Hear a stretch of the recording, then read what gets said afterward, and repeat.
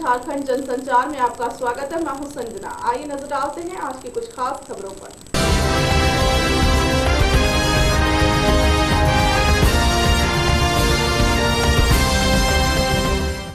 महोबा में पुराने विवाद के चलते दो पक्षों में पहले मारपीट हुई और बाद में ये खुलेआम फरसे लेकर एक दूसरे को दौड़ाया गया। लोगों ने समझा बुझाकर मामले को शांत करा दिया। महोबा में पुराने विवाद के चलते दो पक्षों में पहले मारपीट हुई और बाद में ये खुलेआम फरसे लेकर एक दूसरे को दौड़ाया गया। लोगों ने समझा बुझाकर मामले को शांत तो करवा दिया, मगर मौके पर पहुंची पुलिस ने दोनों पक्षों के खिलाफ कठोर कार्रवाई करने के स्थान पर उन्हें 151 की कार्रवाई कर छोड़ दिया गया। आपको बता दें कि चुनाव के मद्देनजर जनपद के धारा 144 लागू है। ऐसे दो पक्षों में हुई मारपीट और फरसेबाजी को पुलिस ने मामूली धारा में निपटा दिया, जबकि यह घटना गंभीर रूप ले सकती थी। इस घटना में कोई गंभीर रूप से घायल भी हो सकता था या उसकी मौत भी हो सकती थी, लेकिन जनपद की पुलिस संवेदनशील है। ऐसे मामले में कार्रवाई न करना किसी बड़ी घटना का भी रूप ले सकता है। इस घटना की लाइव वीडियो सामने आने के बाद भी पुलिस अटपटे जवाब दे रही है। पुलिस का कहना है कोई घायल नहीं हुआ और न ही किसी की मौत हुई है। यह पूरी घटना शहर कोतवाली की बजारिया चौकी अंतर्गत फतेहपुर बजारिया मोहल्ले की है। मोहल्ले के ही मुन्ना महाराज का अपने ही भाई लक्ष्मीकांत से एक दुकान के कब्जे को लेकर पुराना विवाद चला आ रहा था। बीते रोज शाम को दोनों भाइयों के बीच विवाद गहरा गया। पहले तो दोनों ने एक दूसरे से मारपीट की और दोनों पक्षों के परिजन भी आ गए। इस दौरान मौके पर भीड़ इकट्ठा हो गई। यही नहीं, दोनों भाई धार फरसे लेकर आमने सामने आ गए और एक दूसरे पर हमला करना शुरू कर दिया, पर किसी को चोट नहीं लगी। बताया तो यह भी गया है कि एक पक्ष ने तमंचे से 2 फायर भी किए। जब यह पूरी घटना हो रही थी तब एक युवक ने उसने अपने मोबाइल में जब यह पूरी घटना हो रही थी तो एक युवक ने उसे अपने मोबाइल में कैद कर लिया। घटना को गंभीर रूप देख आसपास के लोगों ने बीच बचाव कराया और पुलिस को घटना की सूचना दी। मौके पर पहुंची बजारिया चौकी पुलिस ने दोनों पक्षों के लोगों को हिरासत में ले लिया और धार हथियार को भी कब्जे में ले लिया, मगर पुलिस ने इस मामले पर कोई बड़ी कार्रवाई न करके दोनों ही पक्षों के 4 लोगों पर 151 की कार्रवाई कर छोड़ दिया। इस समय महोबा के पंचायत चुनाव के मद्देनजर धारा 144 लागू है। बावजूद इसके पुलिस की संवेदनशीलता पर कई सवाल खड़े होते हैं। इस घटना को पुलिस मामूली घटना बताकर अपना पल्ला झाड़ रही है। वह किसी की भी मौत का कारण भी बन सकती थी। इस पूरे मामले में हमने जब बजारिया चौकी इंचार्ज राजकुमार सिंह से जानकारी चाही तो पहले उन्होंने कुछ भी बोलने से मना कर दिया, लेकिन उसने ऐसा जवाब दिया जो पुलिस की कार्रवाई पर ही सवाल खड़े करती है। उन्होंने कहा कि इस घटना में कोई घायल नहीं हुआ और न ही कोई मरा, क्या कार्रवाई करें, और पान मसाला खाकर मौके से चले गए। आप भी सुने बजारिया चौकी इंचार्ज के बोल। घायल हुआ, दोनों को मरा, बढ़ता चले।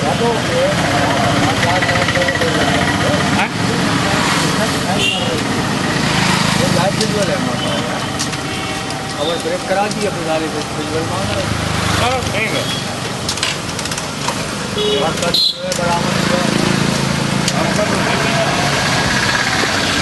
हर्षा बरामद हो गया सर, हर्षा बरामद हो गया। अब जो कोई बरामद शिकायत करो और दिखाया नहीं गया लिखित में दिखाया नहीं गया।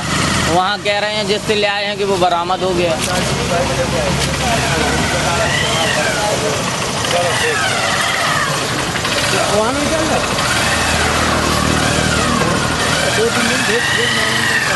महोबा से इसराइल कुरैशी की रिपोर्ट।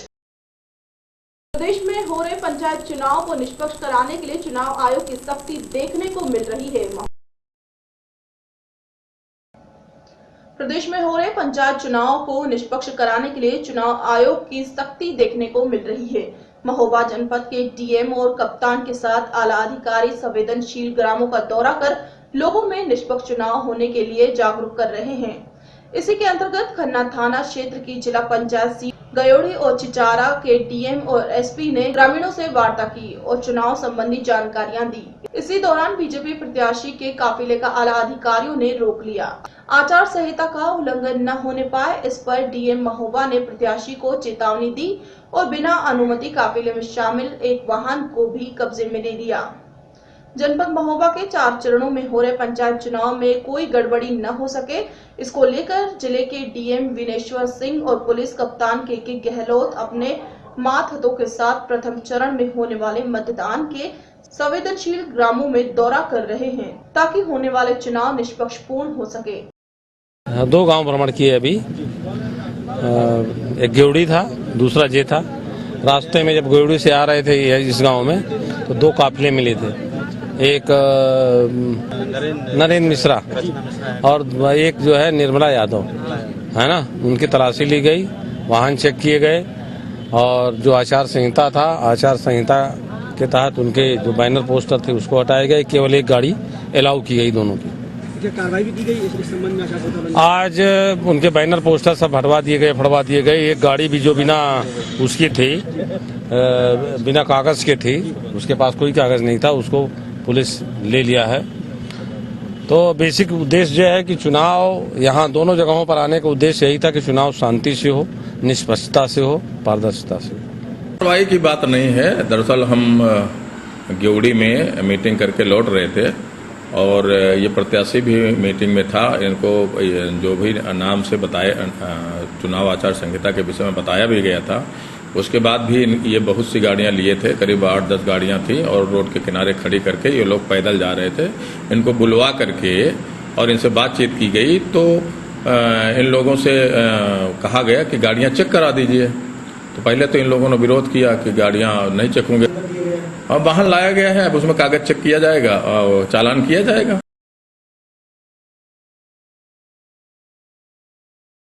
भोपाल को स्मार्ट सिटी बनाने के उद्देश्य से आज महापौर आलोक शर्मा ने पत्रकारों से चर्चा कर स्मार्ट सिटी को लेकर आगामी कार्यक्रमों की जानकारी दी कि भोपाल नगर निगम इसको लेकर किस तरह का कार्य करेगा।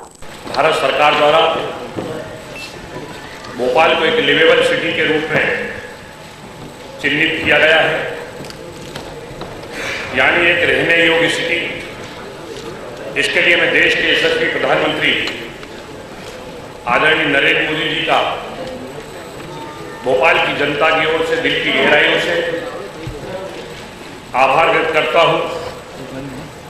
25 जून 2015 को हिंदुस्तान के शहरों को अत्यधिक सुंदर बनाने के लिए देश के यशस्वी प्रधानमंत्री आदरणीय नरेंद्र मोदी जी ने दिल्ली के विज्ञान भवन में स्मार्ट सिटी अमृत परियोजना हाउसिंग फॉर ऑल का शुभारंभ किया। घोषित स्मार्ट सिटी मिशन में देश के 100 शहरों का चयन किया गया। इस दौड़ में अपना शहर भोपाल भी शामिल है। दिसंबर माह में सिटी चैलेंज होना है, जिसमें 20 शहरों का चयन स्मार्ट सिटी में होना है। भोपाल की जनता चाहती है कि अपने शहर भोपाल का चयन पहले 20 शहरों में हो। स्मार्ट सिटी के माध्यम से हम भोपाल शहर की मूलभूत समस्याओं का निराकरण करना चाहते हैं। हम सभी जनप्रतिनिधि दिन रात मेहनत करके हमारे शहर भोपाल को स्मार्ट बनाएंगे। हमारा भोपाल देश के समृद्धशाली शहरों में से एक हो, उसके लिए हम सब प्रयास करेंगे। मेरा शहर मेरा सपना है। मैं चाहता हूं मेरे शहरवासियों की जीवन शैली में बदलाव आए, हमारे भोपाल वासियों को क्वालिटी लाइफ मिले। मध्य प्रदेश के जननायक, प्रदेश के लाडले लोकप्रिय और संवेदनशील मुख्यमंत्री आदरणीय शिवराज सिंह जी चौहान भोपाल के विकास को लेकर उनका अपना सपना है कि भोपाल स्मार्ट सिटी बने, भोपाल हेरिटेज सिटी बने, भोपाल ग्लोबल सिटी बने, भोपाल डिजिटल सिटी बने। माननीय मुख्यमंत्री जी के इस सपने को नगर सरकार पूरा करेगी। में कृषि उपज मंडी में जिले से बाहर अपना गल्ला बेचने आए किसान मंडी प्रशासन के रवैये से परेशान है। कटनी में कृषि उपज मंडी के जिले के बाहर से अपना गल्ला बेचने आए किसान मंडी प्रशासन के रवैये से काफी परेशान है। 8 दिन से मंडी परिसर में दाल लेकर बैठे किसानों की नहीं हो रही डाक, जिसके चलते किसानों ने आज मंडी परिसर में जमकर हंगामा मचाया, पर गरीब किसानों की सुनने वाला कोई नहीं था। किसान कटनी मंडी में हो रही परेशानी के चलते कटनी से बाहर अपना गल्ला बेचने चाह रहे थे, पर मंडी प्रशासन किसानों को गल्ले के साथ बाहर नहीं जाने दे रहा था। घर जाने के लिए किसान परेशान था। किसानों ने मंडी प्रशासन पर यह भी आरोप लगाया कि मंडी सुबह 11 बजे खुलती है, पर 6 घंटे की बजाय 2 घंटे डाक होती है, जिससे व्यापारी समय पर किसानों से गल्ला नहीं खरीद पाते हैं। एक तो बरसात न होने से किसान परेशान था और ऊपर से मंडी में व्याप्त अफसरशाही के चलते किसानों की रोजी रोटी के लाले पड़ रहे हैं। समस्या ये जा रही है, हमारा अगर इस मंडी में माल नहीं बिकता तो हम अपना माल बाहर ले जाना चाहते हैं। और ये साहब लोग मतलब जो है ये मतलब छूट नहीं दे रहे निकालने की, मजबूरी है सर। कितने दिन से पड़े हुए हैं आज यहाँ कम से कम 8-8 10 दिन से पड़े हैं सब। अभी तक दाग नहीं हो पाई सर। अरे आधे सेट पे होती है, कहाँ तक हो पाई? कितने घंटे होती है डाक यहाँ? सिर्फ अभी आज हुई है तो 2.5 घंटे कुल पूरे दिन में। और नियम क्या है? नियम क्या है कि हर मंडियों में कम से कम 6 घंटा डाक होती है, यहाँ सिर्फ 2 घंटा हुई है। अन्य मंडियों में ये किनके कारण हो रहा है? किनके कारण ये सब हो रहा है? हमको ये पता नहीं है किनके कारण हो रहा है कि कैसा क्या है, अपन नहीं जानते। चलो जो डाक हो रही डाक भी बंद है। डाक जल्दी बंद कर देते सर, 2-4 ढेर रेट से लेते हैं, उसके बाद कम करके रेट करना शुरू कर देते हैं और फिर गुडविल में बन जाते हो, कम का लेते हैं। दमोह और सागर मंडी 10,500 तक बिका आज की डेट में, और इधर 85 से आगे नहीं चला। अब आप लोग खुद बताइए कि सर ये उड़दा है, जैसे हम लोग कचरा तो लाते नहीं है बेचने, लाएंगे तो उड़दा ही। जो चीज उधर बिकती है वही चीज इधर बिकेगी, अलग से तो है नहीं। जो खेलों पचता वही है। खुलेपड़ में जब आप लोग लेके गए डाक के लिए तो क्या हुआ? कहाँ पे? खुलेपड़ में। खुलेपड़ पे लेगा, सचिव साहब ने खुद बोला, उनके साथ में एक और थे सर, साल नाम नहीं जानते, अध्यक्ष है, ठीक है ना। उन दोनों ने बोला डाक में जाके स्वयं कि चलो उधर डाक करो, ये ढेर छोड़ो, जिस डाक में डाक चल रही थी जिस ढेर में बाबला के इधर, उधर छोड़ो और उधर चलो खुला फड़ पे। नहीं है, नहीं मानी बात। किसने नहीं मानी? डाक वालों ने, व्यापारियों ने। कटनी मंडी में और मध्य प्रदेश राज्य मंडी अधिनियम ये कहता है कि अगर कोई किसान कोई भी अपना माल विक्रय के लिए मंडी में लाता है, किसी भी मंडी हो, कटनी मंडी हो, जयपुर मंडी हो, अगर उसका उचित मूल्य उसको लगता है कि मेरे उचित मूल्य नहीं प्राप्त हो रहा है, तो माल किसी भी दूसरी मंडी में ले जाने के लिए स्वतंत्र है। ये मंडी अधिनियम भी कहता है।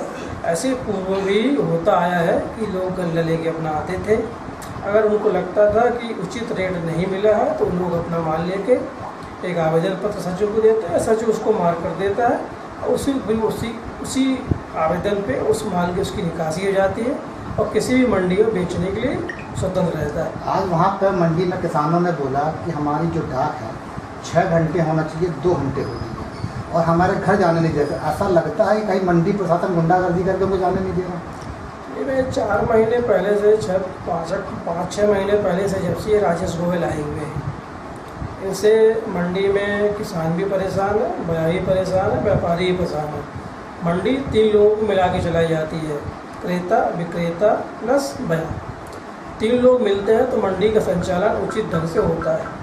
वो ये रहा कि आज की स्थिति में तीनों लोग संतुष्ट नहीं है सचिव से, और उसी भी हठधर्मिता के कारण 11 बजे 10:30 बजे कर्मचारी आके डाक चालू कर दें।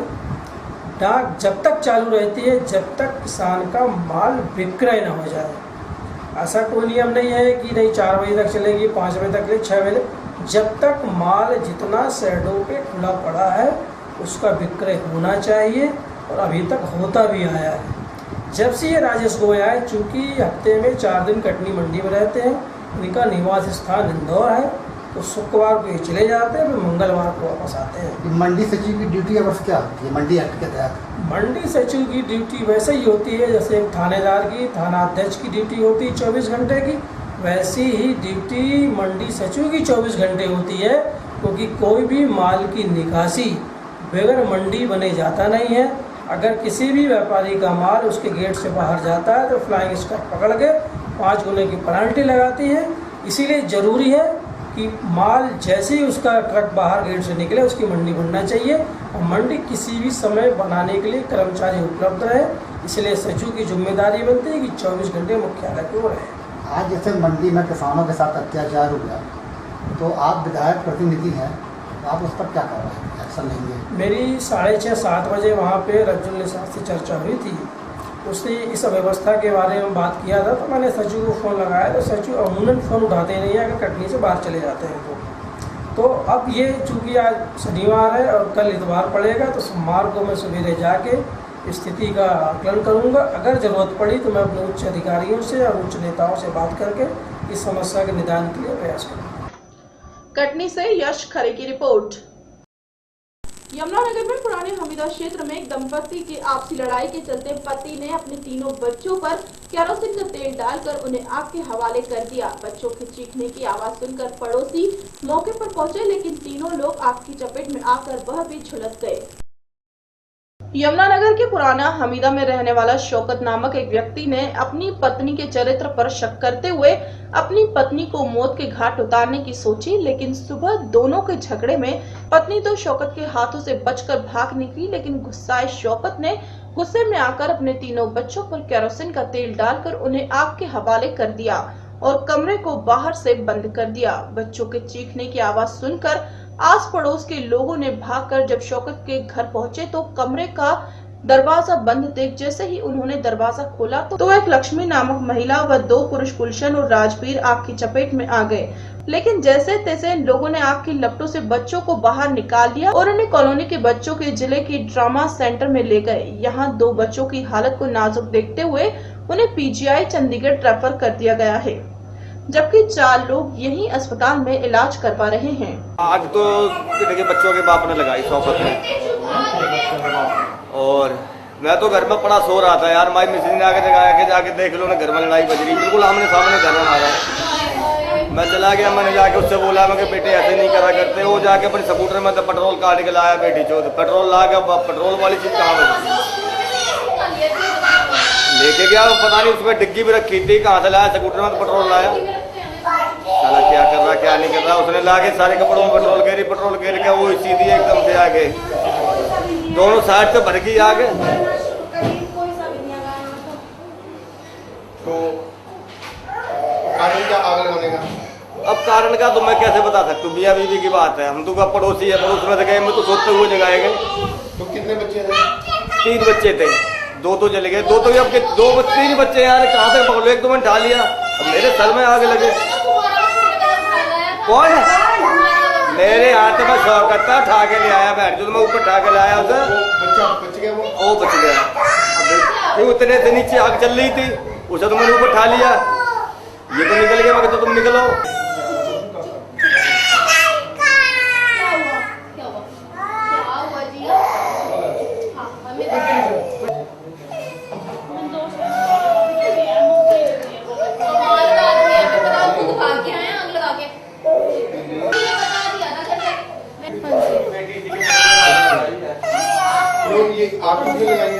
हमारे सारे काफी दिनों से हो गए, पहले बोलने को गलती करी थी, छोकरे ने माफ कर दिया था इसको, फिर बाद में इसने फिर कोई गलती करो क्या आपने फोन पे जिससे बात कर रॉन्ग नंबर आया था उस पीछे क्लियर से सारी कोई गलती नहीं, कुछ नहीं, रॉन्ग नंबर दुनिया का क्या उसके अंदर फोन इन्हें वो डिलीट कर दिया, बोलने इसके पीछे की लड़ाई हो गई।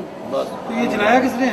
लड़के ने जलाया, लड़के ने अपने बच्चों को जलाया। हाँ झूठ बोला, नशे में रहता है, मेडिसिन नशे करता है, उसमें स्मोक पीता है। आपका क्या लगता है? मेरा बेटा है, मेरे बच्चे पोता है, बेटा मर जा पड़ा मर जा, मेरे बच्चा पोता बोलते हैं। स्मैक भी साली खुली मिद्दे में स्मैक के पिएंगे, मैं जो कैप्सूल यहाँ स्मैक बिक्री मिद्दे के अंदर सारे स्मैक बिक्री लड़के, अद्धा मिद्दा स्मैक देता है, और ये भी स्मैक के नशे में, मेडिसिन के नशे में हुआ है काम। प्रशासन करवा रहा है, कौन करवा रहा है? उसकी गलती नहीं है, ये नशा बिक रहा गलती उसकी है, ये कोई रोल नंबर की गलती नहीं है। रोल नंबर सब आते हैं, मेरे पास रोल नंबर नहीं आते, मेरी वाइफ के पास रोल नंबर नहीं आते, ये नशा बिक रहा है मिद्दे के अंदर।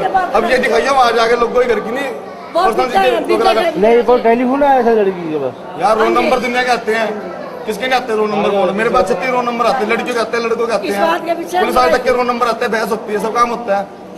पता क्या हुआ भाई? और एक रॉन्ग नंबर के ऊपर काम नशे में हुआ, नहीं किसने किसको किया, क्या हुआ? किसी का रोल नंबर आया होगा फोन पे, उस पीछे बात हुई जो भी हुई, और कुछ नहीं है। ये कह रहा है कि फोन आया, कुल मिला के बाद नशे में हुआ सारा काम। मिद्दे हमारे मिद्दे में नशा खुलेआम बिकता है, ये पुलिस को ही पता है कि मिद्दे में नशा बिकता है कि नहीं बिकता है। भाई नशा का बिकता है। अब क्या हुआ है वो पूरी बात बताओ यार। नशे में हुआ जो कुछ हुआ नहीं हुआ, और होना क्या हुआ था माता जी आप बताओ। बात ये हुई थी, सुबह मैं गई घर, मैं कहा बच्चों को स्कूल जाना है, बहू ने कहा हम तैयार कर रही हैं इनको, वो नहाने चली गई। ये कहने लगा कहाँ गई बहू, मेरा बेटा नारी होगी, मुझे कहा था अपने घर का, तुम्हें पता मुझे अपने घर का पता। कहने लगा कि वो इसने नंबर डिलीट कर दिए फोन के। तो फिर क्या हुआ, बहू थोड़ी देर के बाद बहू ने मुझे कुछ नहीं बताया।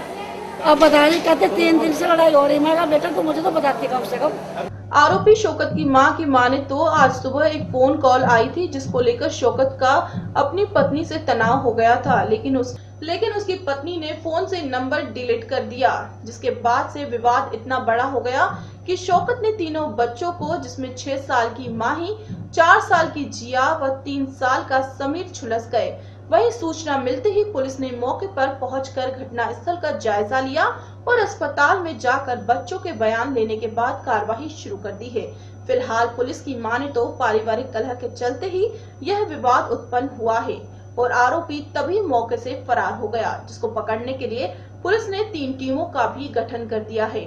जबकि दबी जुबान में परिवार के लोग तो यह भी कह रहे हैं कि शौकत को अपनी पत्नी के इस चरित्र पर शक था और उसको यह बच्चे भी अपने नहीं लग रहे थे, जिसके चलते उसने इस वारदात को अंजाम दिया। हस्बैंड ने क्यों? हम दोनों में बोलचाल सी होगी थी, इसलिए वो मैं मम्मी के घर बताने के लिए गई थी कि ये लड़ रहे हैं मुझसे, तो वो मम्मी को कहने लगे इसको घर पे भेजो। मम्मी ने कहा भी बाद में भेज देंगे, बस फिर उन्होंने आग लगा दी, रूम में खुद भाग गए, तो ये गए, इन्होंने बचाया। एक शौकत अली नाम का आदमी है, हमीदा का रहने वाला।